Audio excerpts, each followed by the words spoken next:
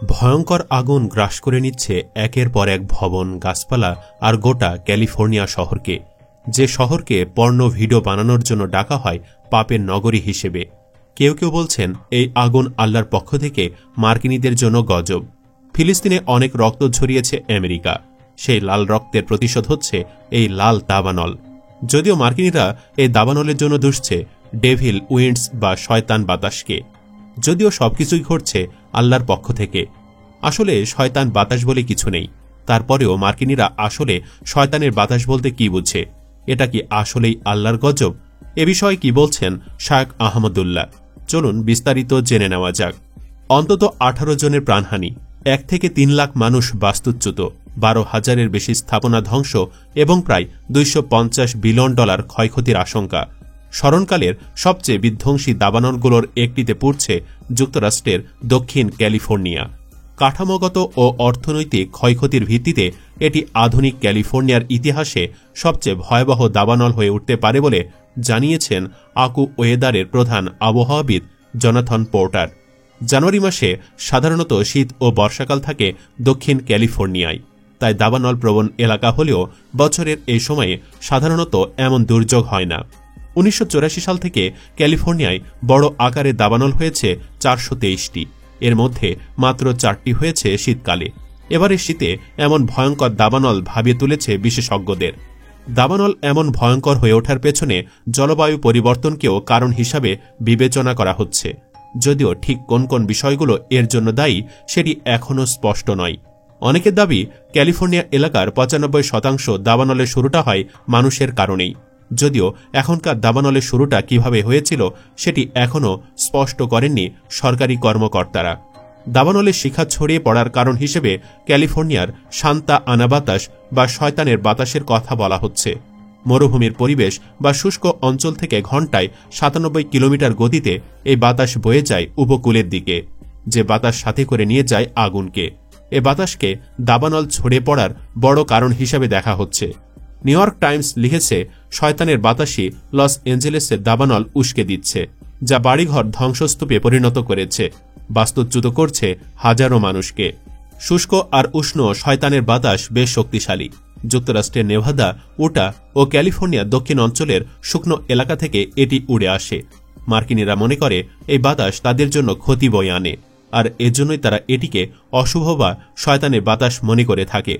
California ইউনিভার্সিটির পরিবেশ ইনস্টিটিউটের পরিচালক অ্যালেক্স হল বলছেন, শীতের মাসগুলোতে এ বাতাস দেখা যায়, যে সময়টাতে উত্তর গোলার্ধে মধ্য অক্ষাংশ জুড়ে আবহাওয়ায় নিম্ন ও উচ্চ চাপ বেশি থাকে। কিছু ক্ষেত্রে উচ্চ চাপের পরিবেশটুকু শুষ্ক গ্রেট বেসিন নামে পরিচিত পার্বত্য ঘেরা অঞ্চলের মধ্যে আটকে যায়। যুক্তরাষ্ট্রের অনন্য ভৌগোলিক বৈচিত্র্যের কারণেই নেভাদা, উটার অংশ ও অন্যান্য কাউন্টির মধ্যে কিছু অংশ জুড়ে গ্রেট বেসিন অঞ্চল। এই অঞ্চলে যখন আরও বেশি উচ্চ চাপ সৃষ্টি হয় তখন সেটি গতি পেয়ে প্রবাহিত হতে থাকে। ক্যালিফোর্নিয়ার দক্ষিণ অঞ্চলীয় এলাকার নিম্নচাপ থাকা অঞ্চলের দিকে ধেয়ে এই উষ্ণ বাতাস বইতে থাকে, যাকে বলা হচ্ছে শয়তানের বাতাস। শয়তানের বায়ু স্বাভাবিকভাবেই উষ্ণ, কারণ সেটি গ্রেট বেসিনে মরুভূমির মতো পরিবেশে সৃষ্টি হয়। বিবিসির প্রতিবেদন অনুযায়ী সাধারণত ঘণ্টায় 60 থেকে 80 মাইল গতিতে প্রবাহিত হয় এই বাতাস। দাবানল শুরু হওয়ার পর বৃহস্পতিবার ক্যালিফোর্নিয়ায় শয়তানের বাতাসের পূর্বাভাস দেওয়া হয়। এ বাতাসের ফলে একটি অঞ্চলের আর্দ্রতা কমে যায়, সব গাছপালা শুকিয়ে যায়, যে কারণে ঘরের বাহিরে যে কোনো আগুনই মিনিটের মধ্যে বড় অগ্নিকাণ্ডে রূপ নিতে পারে। কিভাবে দাবানল শুরু হয়েছে তা এখনও বের করতে পারেনি মার্কিন কর্তৃপক্ষ। এর পেছনে একাধিক কারণও থাকতে পারে, তবে এ দাবানল এত বিস্তীর্ণ জায়গা জুড়ে দ্রুত ছড়িয়ে পড়ার পেছনে এই শয়তানের বাতাসের বড় ভূমিকা আছে বলে ধারণা বিশেষজ্ঞদের আরও দাবি, এই বাতাস অতি সহসায় থামছে না, সামনে তা আরও ভয়ঙ্কর আকার ধারণ করতে পারে। যে শহরে এই ভয়াবহ অগ্নিকাণ্ডের ঘটনা ঘটেছে সে শহর নানা কারণে পরিচিত বিশ্ববাসীর কাছে, বিশেষ করে অশ্লীলতা, বিবাহ বহির্ভূত সম্পর্ক, হারাম রিলেশনকে প্রমোশন করা এবং অন্যায় অশ্লীলতার জোয়ার সয়লাবের জন্য শহরটা নানাভাবে পরিচিত। মানুষের মধ্যে যারা অশ্লীলতাকে ছড়িয়ে দিতে চায়, ব্যাপকভাবে বিস্তৃত করতে চায়, তাদেরকে আল্লাহ তাআলা ভয়াবহ শাস্তি দিবেন বলে কোরআনে আল্লাহ তাআলা জানিয়েছেন। এই যে দাবানল, সেটা তাদের সেই সব কৃতকর্মের শাস্তি কিনা এটা নিশ্চিত করে বলা কঠিন হলেও বাহ্যিক দৃষ্টিকোণ থেকে এটি দেখে একজন মুসলমান সতর্ক হওয়ার যথেষ্ট কারণ রয়েছে, শিক্ষা গ্রহণ করবার যথেষ্ট উপকরণ রয়েছে। এমনটাই বলছেন শায়খ আহমদুল্লাহ। তিনি বলেন, আমরা জানি যে ইতালির পম্পেও নগরীকে এটাকে পাপের নগরী বলা হতো। পাপ, জুলুম, সীমা লঙ্ঘন এমন পর্যায়ে চলে গিয়েছিল যে একটা পর্যায়ে আল্লাহ রাব্বুল আলামিন সেখানে ভয়াবহ দাবানলে পুরো শহরকে পুড়িয়ে ছাই করে দিয়েছেন। এখনও সেই কয়লা হয়ে যাওয়া শহরটি ওইভাবে কয়লা অবস্থাতেই বিশ্ববাসীর কাছে দৃষ্টান্ত হিসেবে শিক্ষা গ্রহণের উপাদান হিসাবে টিকে আছে। ক্যালিফোর্নিয়ার এই যে আগুন, সেই রকমই কোনো শিক্ষাদায়ক, সেই রকমই অ্যালার্মিং কোনো বিষয় হওয়া মোটেও অস্বাভাবিক নয়। একজন ইমানদার এখান থেকে শিক্ষা গ্রহণ করবে, উল্লাস নয়, বরং এখান থেকে শিক্ষা গ্রহণ করাটাই হয়তো আমাদের কর্তব্য যে আমরা আল্লাহর অবাধ্যতার পথে যাওয়া, হারাম বা অন্যায়ের পথে যাওয়া থেকে বিরত থাকব। আমরা যদি আল্লাহর অবাধ্যতার পথে যাই, আল্লাহ রাব্বুল আলামিন ছাড় দেন, কিন্তু একটা সময় আল্লাহ তাআলা পাকড়াও করেন।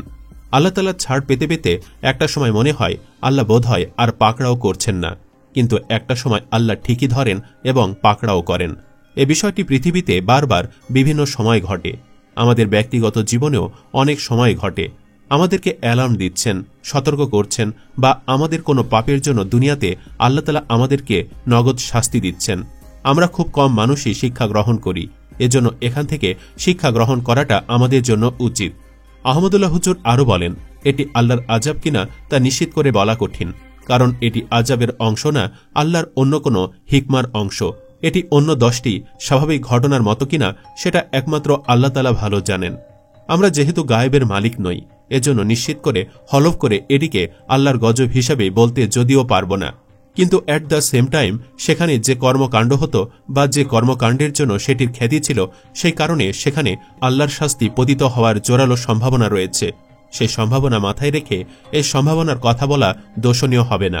নিশ্চিত করে হয়তো কোনো সিদ্ধান্ত দিতে পারব না, যেহেতু ওহির রাস্তা বন্ধ হয়ে গেছে। নবী রাসূলগণ থাকলে বলতে পারতেন যে আল্লাহর পক্ষ থেকে আল্লাহ তাআলা এটা আযাব হিসেবে প্রেরণ করেছেন কিনা। এখানে আরেকটা বিষয় গুরুত্বপূর্ণ, তা হলো আমরা জানি গাজাও পুড়ছে, হলিউডও পুড়ছে। পার্থক্য অবশ্য একটা বেশ পরিষ্কার, সেটা হলো গাজার মানুষ মুসলমান, একজন মুসলমান হিসেবে তারা আখেরাতে বিশ্বাসী।